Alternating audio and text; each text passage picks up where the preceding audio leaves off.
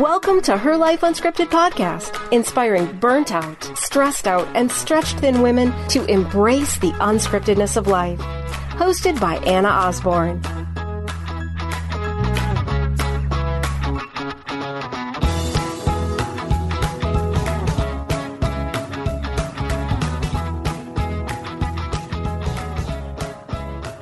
Hello, ladies, and welcome to Her Life Unscripted, episode 58. I am so glad to be here with all of you. I am your host, Anna Osborne. It is the end of the month, which means that we are wrapping up our May series on creating a soft landing. This has been a particularly fun series for me because I so believe in the importance of having a soft landing in our life, not only through our relationships, but through our home, what we surround ourselves with, our friendships, but also how we use our voice and how we create safety and really a haven within our own minds and our own bodies by using our voice.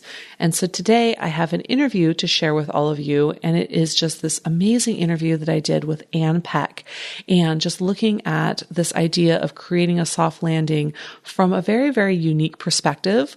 And we're looking at it from the perspective of releasing shame and solidifying our voice, and how important it is for us to create a soft landing. And that cannot be done if we are staying in silence and if we are just writhing in pain from shame. And so we are going to spend some time today talking about those topics. And I'm just really excited because it feels like this kind of unique way to look at creating a soft landing, but I feel like it blends so perfectly because we can't feel safe in our relationships or within ourselves if we are holding on to shame or we're keeping our voices silent. So I'm really excited to be able to kind of dive in deeper there. Ann Peck is a clinical sexologist. She's also a sex and intimacy coach, and she hosts the podcast Straight Talk for a Curvy World, and also has a wonderful book. So I encourage you guys to check out her work at nbsp.com. I'll also include that link in the show notes so that you guys can follow her. And she is an amazing, intelligent, articulate woman. And I'm so excited for you guys to hear her interview. So that's really what we're going to be diving in today. And next month, the month of June, we actually are in birthday season. I am spending the whole month of June really sharing about all the lessons that I have learned from my first year of being the host of Her Life Unscripted podcast. It's crazy to think that it's a year, and I'm so excited for just reflecting on the lessons that I've learned and really spending the month of June, not only diving into that, but also encouraging you guys to use that opportunity to be kind of self-reflective with the month and kind of where you're at in your own journey. So that is our plan for this week and then next month. But before I dive in there, I want to let you guys know that as of the recording right now, we have a few slots left in our Shine Retreat for Women. So I really encourage you, those of you that are on the fence, head over to shineretreatforwomen.com. Take a look, and you will just be so excited and blown away by what we are doing. Mari and myself are just delighted to see it filling up and the great interaction we're having with all the wonderful women that are attending. So I encourage you to head over there. Now, no guarantees there are any slots available left. Like I said, as of this recording time, there are some left, and we would love for those to be filled up and know every single person that is coming on our wonderful guest list so that we can have you all there. So just a quick plug there just to update you on the registration. But I think that's where I am terms kind of personally. Like I said, it's the end of May. It is hot. It is, the weather is picking up here in Northern California. We're spending some weekends by the pool, which is really nice. We're done with T-ball, which was just an interesting experience coaching 5 and 6-year-olds for the first time in my life, which I actually had a lot of fun with. I think I mentioned that a few shows ago that I was surprised by how much fun I had, which sounds kind of weird, I get. Like listening back, I thought, well, that's a weird thing to say. But I think that I tend to be a little bit more serious than, especially compared to my husband. And so I felt like as we co-coached together, he was the head coach and I was the assistant coach, and he's played baseball for years and years. And I've never played baseball. I played basketball and ran track. That I didn't know a heck of a lot about I know a lot about the game in terms of watching it, but not in terms of coaching it.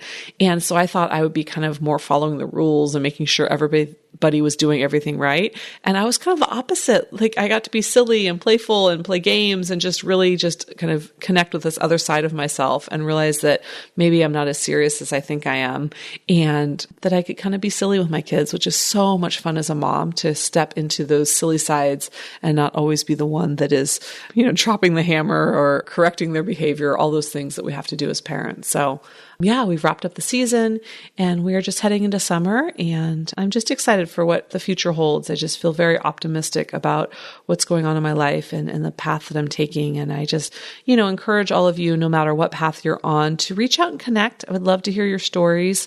You're always welcome to, send feedback via the SpeakPipe app, or of course you could email me to anna@herlifeunscripted.com.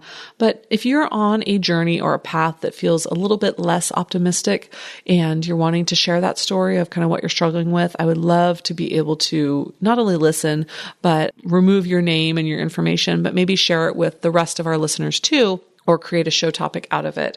So please do feel free to send that over, because I'm always happy to read that, and I love your guys' feedback. So that's where I'm at personally right now. So I think we've kind of covered all bases. But like I said, we've got an amazing interview today with Ann Peck. And like I said, she is the host of Straight Talk for Curvy World podcast. And I really encourage you guys to give it a listen on iTunes. It's a really, really great podcast, and follow her work. She is just amazing. And I know you guys will get so much out of this interview, because I just really enjoyed the time Ann and I spent together. And I also want to say really quickly that this is an explicit episode. There are a few curse words, but more importantly, Ann and I do talk about things of sensitive nature. So if you are listening at work or near kiddos, be sure and pop on a pair of earbuds. So without further ado, here is our wonderful interview.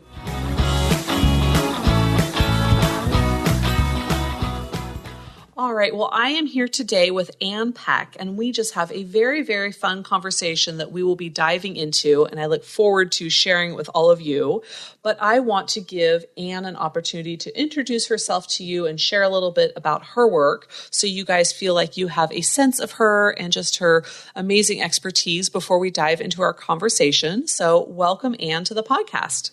Thank you, Anna. It's wonderful to be here. Absolutely. And do you mind sharing a little bit with the audience about who you are and the work that you do in your own words? Because I already did it in mine, but I'm sure you will do a much, much better job sharing it in your words. Thank you. I'm sure you did great. Again, I'm Ann Peck, and the work that I do really centers around shame.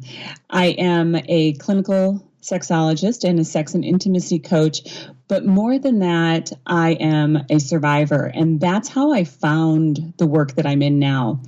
After decades of living with sexual shame, among other forms of shame, I decided to make a decision to move forward in a way that would serve not only myself, but the people that I knew that needed help. And the people being women like me, who were living in silence, figuring that they couldn't tell anyone what was going on, or they would be left out in the cold. Yeah, absolutely. Oh, it's such powerful work. And so it sounds like it's your own personal experiences that led you to this, but you've been doing this work for a while and just really created such a strong community in terms of the power of this work. That's very true. I've been doing the work probably since 2003 in an active way. But the work has evolved over time, because it's amazing how we think we know ourselves and discover as we move forward the things that we're still hiding about ourselves. Yeah. I always love that conversation with clients when they get to this place of healing, and then all of a sudden they kind of drop one level deeper and they get these new awakenings and these new experiences of knowing themselves, and a deeper level of healing starts to happen. And they always look at me and go, but wait a second, I thought I was done with this, right? Like I thought right? And what really, it's just like they're taking the elevator down one more floor to a deeper sense of healing, a deeper sense of knowing themselves. And so it is this constant discovery process that's just, I would imagine there's this amazing evolution that your work has seen throughout that process. Well, and I would say really, Anna, the work that I do has been because of my own evolution. In the past, I was able to focus with clients on specific areas that I had healed from or had experience with. And when I'm talking about specific areas, I'm talking more about the abuse area, domestic violence, living with different forms of abuse and coming out of that. But it wasn't until, as you talked about the elevator, until mine hit rock bottom that I was able to really get deep into the shame piece of it. And then go back over the decades of all of those pieces I thought I'd mastered and that I'd helped clients with, but taking that to a deeper level for myself and in the work with clients since. Yeah, absolutely. So before we go any farther, do you mind offering just a working definition of shame? So of how we're going to be discussing it today from kind of your perspective and your expertise, just so our listeners can kind of go on this journey with us? Absolutely. For me, when I talk about shame, I talk about all those things that we hide about ourselves because we are worried people will judge us for or leave us for or ignore us for. So all of those things that we identify as bad, therefore we are bad because of them. So that's my definition and how it works in the work that I do. Yeah, I love those words. The piece too is, like you said, not only do we hide about ourselves, but also what we hide from ourselves. Yes. Yeah, that piece of it I think is really important. The things we're not even aware are really contributing to staying small and staying protected. It really takes us becoming aware of them to start that healing work. Absolutely. Yeah. So as we started today, you talked about this idea of living in silence. Can you share a little bit about, for those listening, that, what would be indicators to them that they may be living in silence, things that they're not necessarily aware of that are really contributing to keeping themselves small and feeling like they need to stay silent to stay safe? I think it's one of the simplest things, as an example, is, and we see this all the time, the woman who focuses all her energy on taking care of everyone around her. And by so doing, we don't have to look at what's going on within ourselves and those things that we're not talking about, that we are hiding. So it's really as simple as just saying, if I don't look at it, it doesn't exist, and I can pretend that everything is happy. And I call that smiling on the outside. Yeah, absolutely. Well, and I think what's hard is that we get lots of social reinforcers, lots of positive praise about taking care of everybody else. Absolutely. Right? So that can make it even more difficult to acknowledge. Absolutely. I mean, if you think about all of the things, especially as moms, that we get caught up in, from taking the treats to school to volunteering for this to doing that, there's no time for us to say what's really going on or to fall apart because everybody's counting on us, including all of these people that, let's be honest, we don't even probably care about. We just care what they think about us. And that's not helping us either. Yes, I agree. And that being able to even slow down to acknowledge that we actually don't necessarily care about the person, but more about how they view us, that's sobering. It is. We're trying so hard, even as we're trying to do for everyone else and help everyone else fit in. And when I'm talking about everyone else, in this case, I'm talking about our children, our spouses, our partners, and how we can get them to fit in. But in the bigger scheme of things, it's really about us looking a certain way on the outside to those people.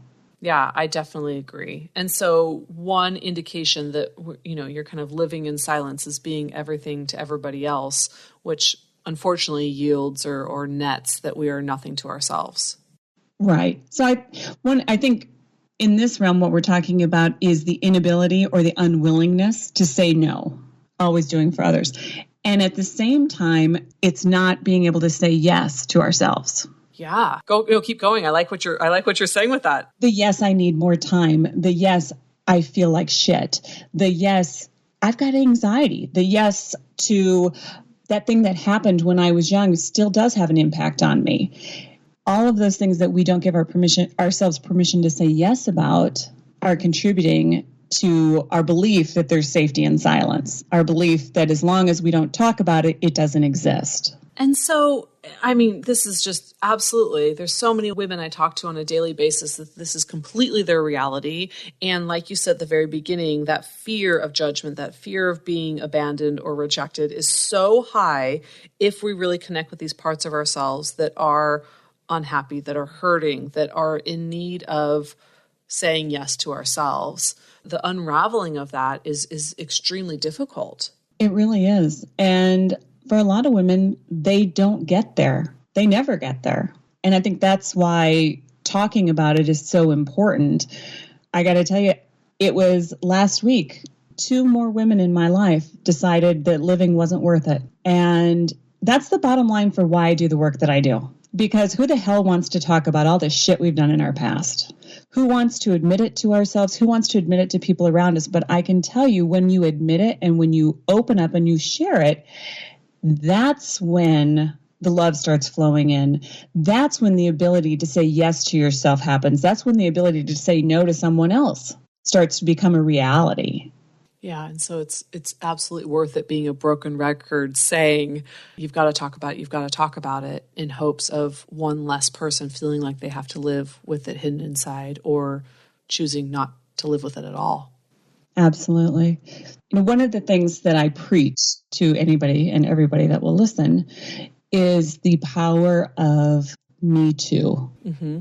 When 2 or more people like you and I right now and the audience that's listening, when we come together and there's an exchange of secret shame that we've been carrying around in silence, when I tell you how I feel about something that I haven't talked about before, and you respond with a, you know what, me too. Because you may not be identifying with the experience I had, but you'll damn straight identify with the emotions I'm going through, because we all have them at one level or another. Yeah, that's absolutely powerful. And then there's one less person that's alone in those feelings and that headspace of believing it's only them. That's exactly right. And I know you and I have talked about this before, but that's the foundation for the work that I do, is to show women that you're not alone. You're not the only one, and you're not crazy either, despite what people may be saying or what you've said to yourself. And that all begins with sharing those pieces and those stories that we feel shame about. And I'm not saying you need to go broadcast them on a podcast like I do all the time. Right. Or get a Facebook page with that being the name of it, right? I get that. But what I am saying is that finding another human being that you can connect with safely, because I think that's key. Not everyone in your circle is a safe person to share with. But finding that safe space, whether it's talking with you, Anna, as someone, maybe your clients can do this. Maybe it's a girlfriend or a friend of a friend who says, hey, you really got to meet Anna. Or maybe it's someone that, I just got an email from someone who I don't know, who had heard the podcast, who reached out and wanted to share. And the question they asked me was, am I normal? That's what we all want to know. We just want to know we're normal. Well, yeah, and I think that's the part that just struck me by what you said, is that it really is so much of what we're telling ourselves. This is crazy. No one else thinks like this. I must be losing it, right? Right. And that internal message is so damn terrifying that, of course, we're going to sit there in silence thinking that we can't possibly let it leave our lips, when really the power is that Me Too. No, you're not crazy. This is actually really, really normal. And there's so many more people experiencing this than you'd ever realize. It's incredible. I want to share this with you because I think your listeners will be able to relate and perhaps say me too. Between my clients and the guests that I have on my podcast, I have and I haven't done the math to figure out the percentage, but I can tell you it's an extremely high percentage of women who have said to me that there was a point in their life where they were debating whether or not they wanted to go on with their life. And so many of us feel that way or have felt that way, and we don't want to say it because we're not supposed to feel that way, because we've got all of these labels about what that kind of person is. And of course, that person couldn't be us because we're not that kind of person.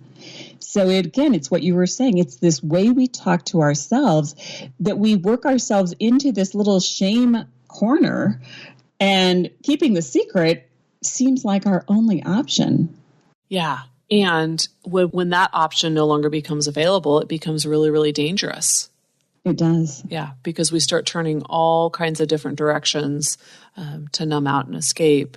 And there can be a very finality to that. Sadly, there is for many women and men, of course, but, it's a sad reality. It happens way more often than we'd like it to. Yeah, and I think that, when we talk about, somebody, taking their life or those sorts of things, there is that, well, I'm not that person, and so folks suffer in silence and don't talk about these very real thoughts for fear of what will be believed about them, rather than, like you said, realizing that there are many, many more people experiencing this than those that are actually talking about it, and the extreme disservice that we do by not having that conversation. Exactly. Yeah. And, the suicide topic is just one that I see come up a lot. The other one that comes up a lot is the idea that I was, and it runs the gamut from I was sexually molested as a child, I was raped as a teenager, I was sexually assaulted, I was promiscuous, whatever it might be within the realm of our sexuality. But the way those things happen in our younger years, we've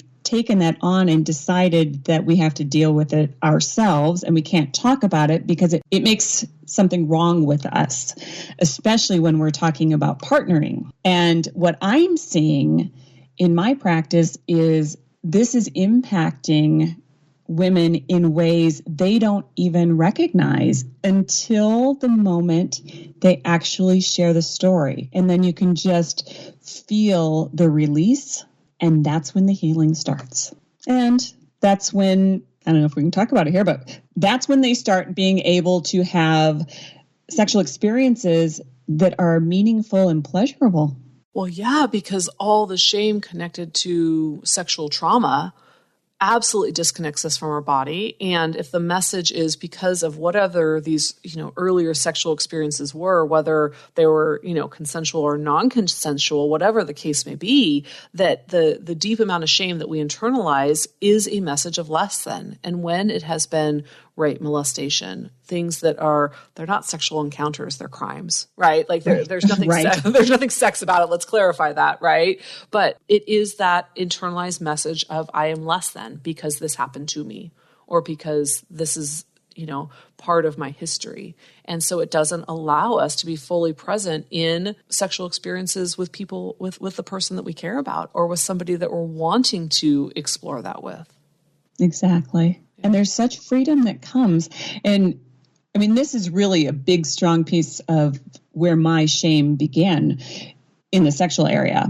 But there's such a huge piece of this that, like I said, when they're able to talk about it and realize that they don't have to hide it, and that how they felt and how their body has reacted and all of these feelings and physical realities they've experienced, when they come to understand that that's all normal, but it doesn't have to be normal moving forward. I mean, they can let it go. And just by talking about it, that begins the process. It is so beautiful to see what happens with these women. I mean, it is absolutely incredible. I'm in awe of the power of releasing these secrets and having someone else say me too. It's just absolutely beyond anything I could have ever imagined. And it's something I wish I would have found 30 years ago. Right. There's always that piece of it. But I think what you're speaking of too is being able to recognize, when somebody feels like their body has betrayed them, that there's been, sexual trauma that has caused them to feel a certain way, and wondering what's wrong with them, that they know that the trauma was trauma, but yet they felt their body did something that they don't understand, is really, them recognizing. And I've heard, clients say that before, is my body betrayed me. That was scary. That wasn't safe. And yet it still responded in a way that acted like it liked it. What the hell is wrong with me? Yeah. So powerful. It really is. So thinking of this idea that we're, kind of talking about creating the soft landing, I believe that in order for us to have safety, to have an ability to find refuge, right, that's not only an external process through our relationships and through, the people that we surround ourselves with and the space that we move into at the end of the day, but it's also something that's within us, right, that we have to be safe to turn into. And if we are just running with such huge shame messages, it doesn't feel good to turn inward, right? Inward is a reminder of why we are less than or undeserving. And that's exactly. really, why I wanted to kind of talk about this idea of shame with you today, because we do unfortunately suffer in silence when we are scared to turn inward and explore some of these things. And I love how you're saying the power is in sharing, right? And like you said, sharing with somebody who's safe enough to be that vulnerable and not broadcasting it to people that aren't safe. But that piece is something that I feel like we have to say over and over, because what I hear from folks is, but if I say it, I have to relive it. And I feel like that's a very valid fear in a lot of ways for folks that don't understand what the telling process entails. Does that make sense? It makes complete sense, because I think that is what's going on, that people believe they have to relive it. And you and I know that that's not the case, but finding the way to communicate with each person individually, because for everyone, it's a different approach that they need. There's no cookie cutter, open this book, read this line in front of 5 people and you'll be better. I mean, it's not that simple, but yet it is simple. And so when you are speaking to women about the power of breaking the silence and the power of owning their story, what are the ways that you encourage them, or I guess even lighting the path of hope to what it could be like? How do you describe to them what it could be like to step out of the silence and into their story? I do, and because I'm not a therapist, I can get away with this. But my approach is really to begin by sharing my own story. And I've done that with clients for years in an appropriate fashion, of course, because it's not always appropriate to share everything, but showing them how it's done so that they're able to say the Me Too before needing to hear it. And I mean, I wish I could have some eloquent way of saying this, but that's the reality. That is the process, is opening up and showing them what it looks like to share a piece of something that has been kept hidden. Yeah, that's such a great way of describing it, right? Because if I'm encouraging you to go on a journey that I know will be worthwhile for you, right? Like, that's terrifying. I know it's good for you, but you don't know that, right? That's insanity, asking you to do that. But if I light that path for you and I go on that journey with you so that you're not alone and that you can say, oh my goodness, you do get it. Me too. That really then is this demonstration of what the other side looks like, and not just saying, don't worry, trust me, walk the path, you'll be fine. Exactly. Mm-hmm. And to that point, I know you and I didn't really talk about this, but I have decided, and I decided a while back, the value in doing this and the importance of reaching as many women as possible was beyond me, in such a way that I decided to take all of my shame stories and put them together in a book. And I don't recommend that for women in general. My book doesn't come out until June 6th, and already I'm thinking, what the hell was I thinking? And at the same time, I believe with every ounce of who I am, that I experienced all of the stories that I have to share because I needed to be able to share them. And they run the gamut. Women will be hard pressed to find a story that they have that's not in my book, unfortunately or fortunately, depending on how you want to look at it. But that's how important it is. So being able to share for the power of another woman being able to say, me too, thus giving her permission to share whatever she's comfortable with at that moment, because the first moment they may share a little, the second moment they'll share a little bit more. And that's what happens. That's eventually snowballs until the point where, in my experience, where they are not holding back, they're sharing everything. Again, not on a national broadcast or something, well, although some have, many do, but being able to share to a point where now they find themselves living in a way where they're not hiding anymore. They're able to say that doesn't feel good at the time that it doesn't feel good, instead of 5 years later or 20 years later, instead of internalizing it as something about them. Well, and I think that the power of word or the power of, audio is so much that they can listen to it and dip their toe in the water. Not only are they having the experience of Me Too, but they can dip their toe in the water if they have somebody else listen to it or somebody else read it. And it's not their words, right? It's your words or your voice, but it resembles their experience that they can kind of test the waters of, I wonder if I share this with this person and they have a Me Too experience and they share that with me, I can then edge out farther from really out of the silence and into my story. And I think that is what's so beautiful about writing and audio is we can use somebody else's words as a litmus test for what we're really needing to say ourselves. Exactly. And that's my goal, is that this book finds its way from one woman to another woman to another woman, to be able to open up those conversations. Yeah. Well, I think you're going to be successful at that because I think that is, that mission or that intention behind the book is one that creates a really, really profound ripple effect and one that is just echoing this message over and over that it's okay to say that you're hurting. Right. Yeah. It's okay. Yeah. I love that experience when I say I'm hurting or I'm struggling or, somebody shares that to me and we kind of get to look around and we see that there's still electricity in the room and that, the world is still spinning and you kind of, there's a party that's like, oh crap, like I actually really believed that all of that was going to cease to exist when I owned the fact that I'm hurting or I'm suffering. And when we don't have that experience, it's very encouraging to go, yeah, the world is still spinning on its axis, even though I'm hurting and I've put words to it. Yeah, very, very cool. Well, Ann, I do want you to share how folks can follow your work because I know they would love to connect with you. So can you share for a moment kind of how they can follow your work and a little bit about your podcast too? And I'll make sure I put the links in our show notes. Oh, thank you. Yes, I would love to welcome your audience to follow me as well. The podcast is Straight Talk for a Curvy World. And at Straight Talk for a Curvy World, we talk about the things we don't talk about. So you will be listening to mostly women, although I do have some men guests, talking about things they've never talked about before, and we're talking about the messy stuff. So we've got that. My website is annpeck.com, and you can learn all about the podcast. You can listen to it right there. You can find information about the book. The book is Smiling on the Outside, Secrets, Sex, Shame, and the Search for Self-Love.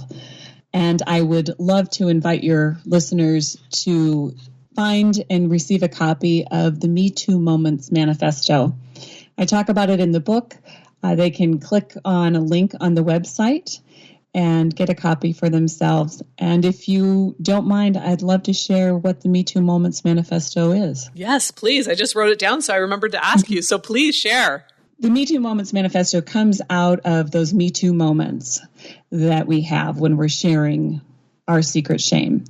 And the Me Too Moments Manifesto says, for everything I have done, for everything I have failed to do, for everything that has happened to me, and for everything that has happened in my life, there is someone else who understands. There is someone else who has had the same experience. There is someone else who can say, me too. Today I will remember, I am not alone. I am not the only one, and I am not crazy either. I am unique. I am worthy, and I am loved.